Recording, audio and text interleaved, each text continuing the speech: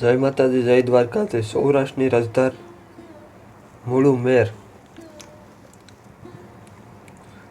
ઈસવીસન 1778ની સાલમાં પોરબંદરના રાણા સરતાજજીની નવાનગરના સીમાડા ઉપર પોતાના વડાળા ગામમાં એક વંકો કિલ્લો બાંધ્યો અને તેનું નામ ભેટાળી પાડ્યું।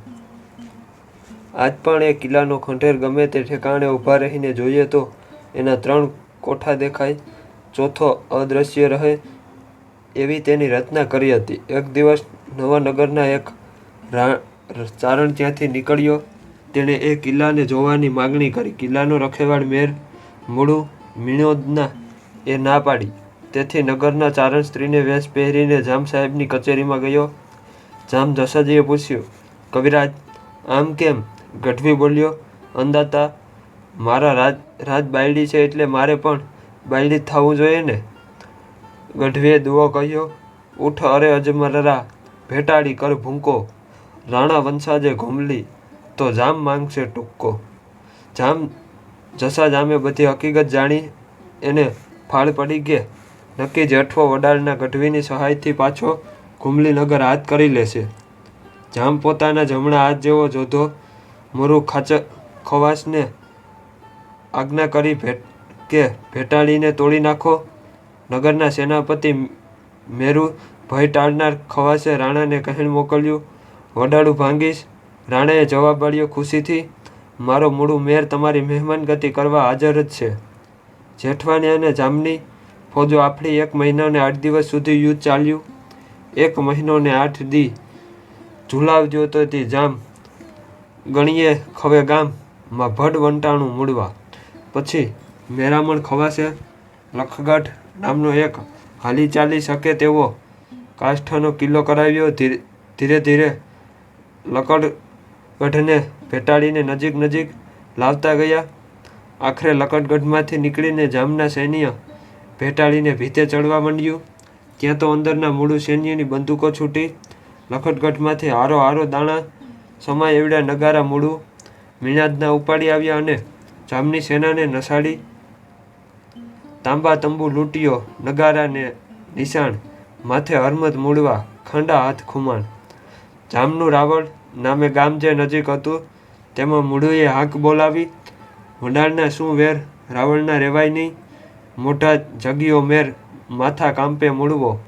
જેઠવાના ગામ વડાળા સાથે વેર થયા પછી રાવળ ગામમાં જામની ફોજથી રહેવાતું નથી, કેમ કે મોઢવાડાથી મેર મૂળું એવો જાગ્યો છે કે માથા કાપી લે છે।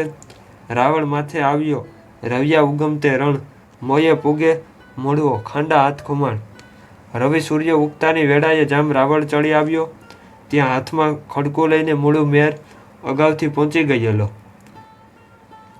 દળ ભાંગા દોવાટ માળીટા મેલે કરે, થોંભે મૂળું થાટ રોકે મેણદર ત્રાવ। પોતાના ઉતારા છોડીને લશ્કર બંને નાસી છૂટ્યા, પણ મૂછ દાઢીના થોભાના ઠાઠવાળો મૂળું મેરનો પુત્ર મૂળુએ નાસતા કટકને રોકી રાખે છે। કહે તારે પાળ કપાળ જોગણા વંશો જે મીટો મીઠ મળ્યો મુરુલ ભાગ્યો મૂળવા। હે મૂળું, અમને તો લાગે છે કે તારા કપાળમાં કોઈ જોગમાયા દેવીનો વાસ હોવો જોઈએ, કેમ કે તારી સાથે મીઠા મીઠ મળતા જ ભય પામીને મેરુ ખવા જેવો જબર નર ભાંગી ગયો।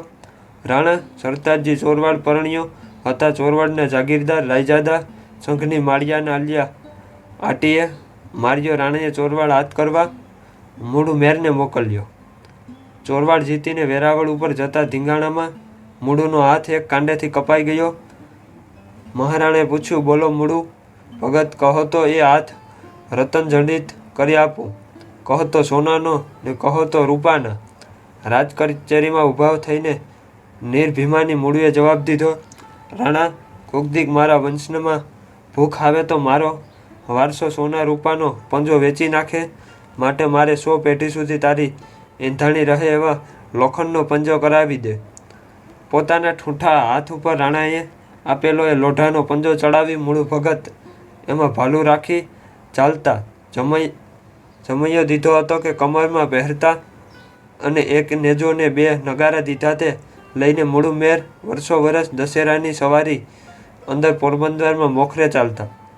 આજ મોઢવાડાની અંદર એની 5મી પેઢીએ સામતભાઈ મેં રહ્યા છે.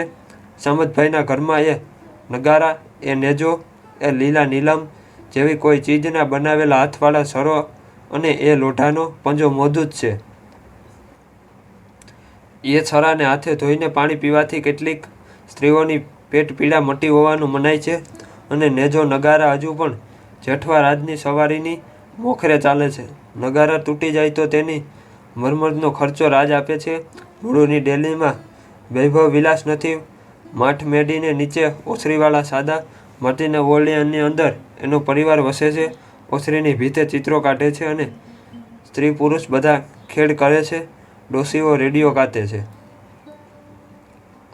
આ વાત પૂર્ણ થાય છે. જો આ વાત આપને ગમી હોય તો વિડીયોને લાઈક અને ચેનલને સબસ્ક્રાઈબ કરવાનું ભૂલતા નહીં. મળીએ બીજી વાત સાથે.